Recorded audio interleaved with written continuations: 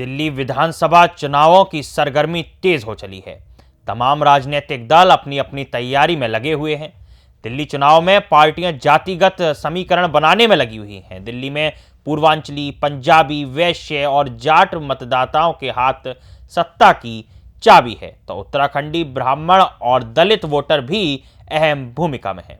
नमस्कार, आप देख रहे हैं सी न्यूज भारत और मैं हूं ऋषभ सक्सेना। आपको बता दें, दिल्ली विधानसभा चुनाव की सियासी बिसात बिछाई जाने लगी है। आम आदमी पार्टी ने अपने उम्मीदवारों के नाम की घोषणा शुरू कर दी, तो वहीं बीजेपी और कांग्रेस सत्ता में वापसी का ताना बाना बुन रही है।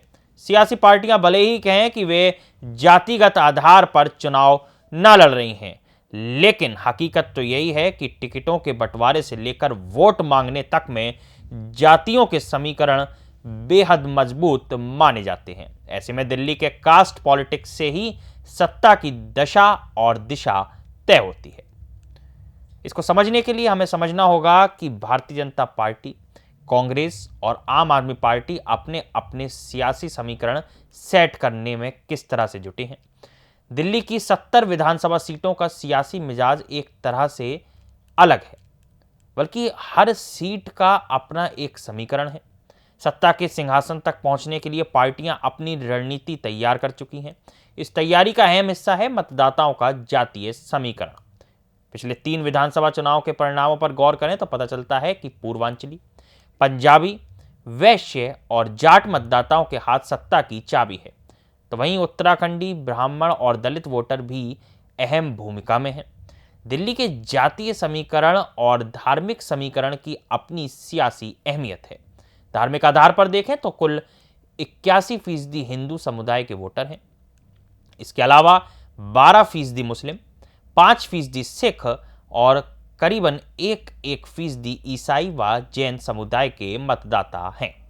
वहीं जातीय और क्षेत्रीय आधार पर देखें तो दिल्ली में 25% वोटर पूर्वांचली, जो पूर्वी उत्तर प्रदेश, बिहार और झारखंड के लोग दिल्ली में रहते हैं, तो वहीं 22% के करीब पंजाबी वोटर हैं, जिसमें 10% पंजाबी खत्री वोटर भी शामिल हैं। जाट और वैश्य 8% हैं, तो ब्राह्मण 10% और दलित वोटर 17% के करीब हैं।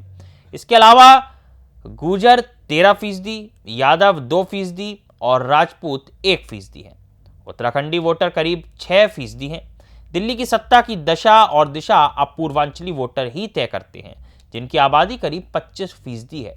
पूर्वांचली वोटरों में सभी जातियां और धर्म के लोग शामिल हैं।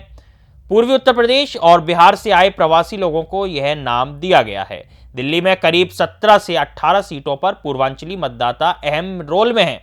किराड़ी, बुराड़ी, उत्तम नगर, संगम विहार, बादली, गोकुलपुर, जानकीपुरी, मटियाला, द्वारका, नांगलोई, करावाल नगर, विकासपुरी, सीमापुरी जैसी विधानसभा सीटों पर पूर्वांचली मतदाता निर्णायक भूमिका में रहे हैं। किराड़ी, बुराड़ी, उत्तम नगर, संगम विहार और बादली सीट पर 40% से ज़्यादा पूर्वांचली हैं। वहीं गोकुलपुरी, मटियाला, द्वारका और नांगलोई सीट पर 30 से 40% के बीच पूर्वांचली वोटर हैं। इनके अलावा करावल नगर, विकासपुरी, सीमापुरी जैसी सीटों पर पूर्वांचली वोटर 25% के करीब हैं। मौजूदा दौर में अगर पूर्वांचली वोटर बड़ी संख्या में आम आदमी पार्टी के साथ जुड़ा है, तो कुछ हिस्सा बीजेपी के साथ भी है। इस बार दोनों ही दलों की नज़र पूर्वांचली वोटों पर टिकी हुई है। वहीं बात करें, दिल्ली की सत्ता की असल चाबी पंजाबी समुदाय के हाथों में है। राजधानी में 30% आबादी पंजाबी समुदाय की भी है, जिसमें 10% पंजाबी खत्री समाज के हैं और 5% सिख वोटर हैं। दिल्ली की Vikaspuri, Rajouri Garden, Harinagar, Tilak Nagar, Janakpuri, Moti Nagar, Rajendra Nagar, Greater Kailash, Jangpura, Kalkaji, Gandhinagar, Model Town और रोहिणी विधानसभा सीट पर भी पंजाबी समुदाय जीत हार तय करते हैं। कांग्रेस से लेकर बीजेपी और आम आदमी पार्टी पंजाबी वोटों के लुभाने में लगी रहती है। हालांकि एक दौर में पंजाबी वोटर बीजेपी का परंपरागत वोट बैंक माना जाता था। मदन लाल खुराना, विजय कुमार मल्होत्रा और केदारनाथ साहनी की तिकड़ी को बीजेपी का पंजाबी चेहरा माना जाता था। पंजाबी वोटरों के सहारे ही बीजेपी 1993 में सत्ता के सिंहासन पर विराजमान होने में कामयाब भी रही थी। बीजेपी इस बार पंजाबी वोटों के सहारे ही सत्ता में वापसी करना चाहती है, जिसके लिए पंजाबी समाज से आने वाले वीरेंद्र सचदेवा को बीजेपी ने पार्टी की कमान सौंप रखी है। उन्हें दिल्ली भारतीय जनता पार्टी का प्रदेश अध्यक्ष बना रखा है। तो आम आदमी पार्टी ने पंजाबी समुदाय से आने वाली आतिशी को सत्ता की बागडोर सौंप रखी है। अभी उनको मुख्यमंत्री बना रखा है। दिल्ली के 364 में से 225 गांव जाट बहुले हैं और विधानसभा चुनाव में करीब 20% हिस्सेदारी जाट मतदाताओं की भी रहती है। राज्य में करीब 8% जाट समुदाय के वोट हैं। बाहरी दिल्ली के तहत आने वाली विधानसभा सीट पर जीत हार का फैसला जाट समुदाय के मतदाता करते हैं। दिल्ली के पूर्व मुख्यमंत्री स्वर्गीय साहेब सिंह वर्मा एक दौर में बीजेपी का जाट चेहरा हुआ करते थे। मौजूदा समय में साहेब सिंह वर्मा के बेटे और प्रवेश सिंह वर्मा दिल्ली से सांसद हैं और पार्टी के जाट चेहरा माने जाते हैं। दिल्ली में सबसे ज्यादा अहम वोटर दलित समुदाय का है। दलित में जाटव, वाल्मीकि, रैगर सहित कई और अन्य जातियां भी शामिल हैं, जिन्हें एससी का दर्जा प्राप्त है। दिल्ली में दलित आबादी 17% है, जिनमें 12 सीटें आरक्षित हैं।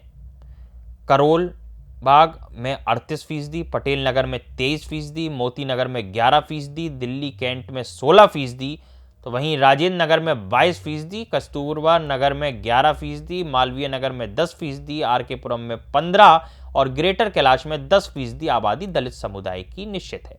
उत्तर पश्चिम दिल्ली लोकसभा क्षेत्र के 7 विधानसभा सीट पर दलित मतदाता बड़ी संख्या में है। राजधानी में ब्राह्मणों की संख्या 10% के आसपास बताई जाती है। दिल्ली की तीनों प्रमुख पार्टियों की नज़र ब्राह्मण वोटों पर भी है, जिसे अपने पाले में करने के लिए हर संभव कोशिश करी जा रही है। इस तरह वैश्य समुदाय करीब 8% है, जिसमें कुछ मारवाड़ी और पंजाबी, खत्री, सिंधी भी शामिल हैं। वैश्य समाज के लोग 8% के आसपास हैं, जो दिल्ली की कई 1 दर्जन सीट पर अहम रोल में हैं। वैश्य समुदाय के वोटों को लुभाने के लिए सभी पार्टियां लगी हुई हैं, लेकिन फिलहाल यह वोट आम आदमी पार्टी के साथ मजबूती के साथ जुड़ा हुआ नजर आ रहा है। दिल्ली में 12% मुस्लिम आबादी भी है, जो 1 दर्जन सीटों पर अहम रोल अदा करते हैं। हालांकि भारतीय जनता पार्टी को इससे कोई विशेष लाभ मिलता नहीं है। दिल्ली में मुस्लिम बहुले बल्ली मरान, चांदनी चौक, मटिया महल, बाबरपुर, मुस्तफाबाद, सीलमपुर, ओखला, त्रिलोकपुरी, जांगपुरा सीटें हैं। कांग्रेस और आम आदमी पार्टी दोनों का फोकस मुस्लिम वोट बैंक पर है, जिसके चलते 4 से 5 सीटों पर दोनों ही पार्टियां मुस्लिम प्रत्याशी उतारती रही हैं। बीजेपी भी मुस्लिम वोट साधने की कवायद में है और पहले भी मुस्लिम प्रत्याशी दिल्ली में चुनाव लड़ाती रही है भारतीय जनता पार्टी। हालांकि पिछले 2 विधानसभा चुनाव की बात करें तो इसका विशेष लाभ केवल आम आदमी पार्टी को ही मिलता हुआ नजर आया था। पिछले चुनाव की बात करें तो कांग्रेस का जहां सुपड़ा साफ हो गया था, वहीं आम आदमी पार्टी 62 सीटों पर अपनी जीत सुनिश्चित की थी। भारतीय जनता पार्टी केवल 8 सीटों पर ही सिमट गई थी। लेकिन इस बार अगर इन जातीय समीकरणों की तुलना की जाए और इन जातीय समीकरणों को साधते हुए जो राजनीति हो रही है, चाहे Bharatiya Janata party 52 caste politics की बात कर रही हो, चाहे आम आदमी पार्टी हर घर तिरंगा की बात को आगे ले जा रही हो, चाहे हर घर पहुंच के झाड़ू थमा रही हो, चाहे दलित बस्तियों में जाकर अरविंद केजरीवाल भोज कर रहे हों, तो सभी लोग कहीं ना कहीं जातीय समीकरण साधने में लगे हुए हैं। अब ये देखना वाकई बहुत दिलचस्प होगा कि दिल्ली की राजनीति किस ओर करवट लेगी। इस रिपोर्ट में फिलहाल इतना ही। देश और दुनिया की तमाम खबरों के लिए आप देखते रहिए सी न्यूज़ भारत।